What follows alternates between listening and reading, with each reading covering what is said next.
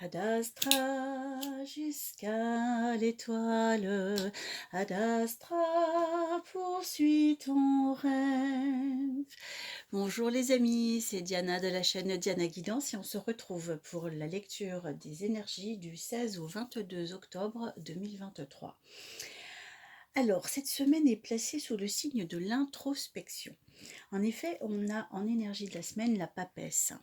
La papesse, elle est connectée aux énergies du haut. C'est une carte d'énergie yin, donc vraiment connectée à l'intuition, à l'écoute de tout ce qu'on peut capter comme messages qui viennent des mondes invisibles, de vos guides, voilà, selon ce que vous l'appelez, le divin ou les anges, etc.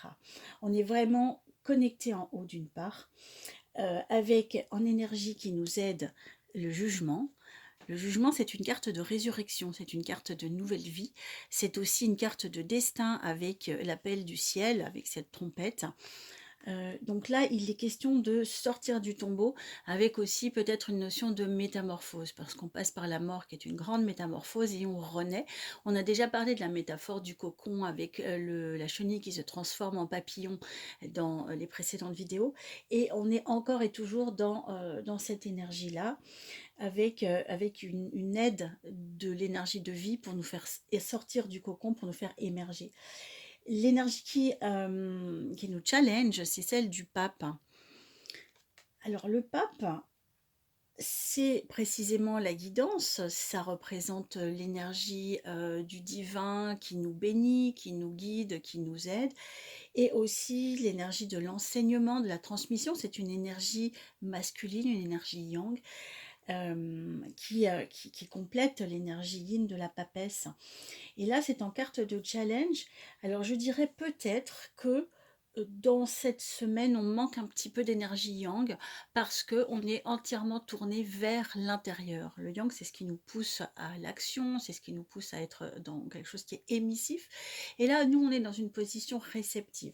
Donc, peut-être attention à ne pas totalement perdre pied avec le quotidien.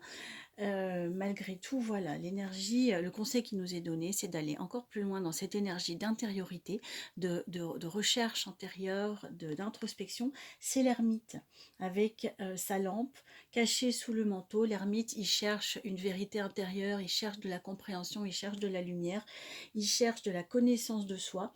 Il représente la sagesse et la solitude, le temps aussi, la patience et l'introspection. Et en énergie globale, quand on fait quand on additionne les chiffres, les nombres en numérologie pour avoir une carte synthèse, on a également la carte de l'ermite. Donc vraiment, cette couleur de cette semaine est vraiment tournée vers l'écoute de soi, l'écoute de ses intuitions, de ses émotions. C'est vraiment dans une recherche intérieure. Je me souviens que la dernière fois, on parlait de l'inconscient et de ce qui pouvait remuer dans l'inconscient au niveau émotionnel. Là, c'est toujours cette dimension de connaissance de soi et de travail intérieur. Donc c'est pas forcément une semaine pour aller faire la fête, c'est un peu une énergie liée à l'énergie de l'automne, à ce moment où la nature s'endort et où il y a moins de choses qui se manifestent dans l'extériorité au profit de la vie intérieure. Donc on est vraiment dans ces couleurs d'automne et dans cette écoute de soi, dans la solitude, le calme, la patience, avec cet ermite.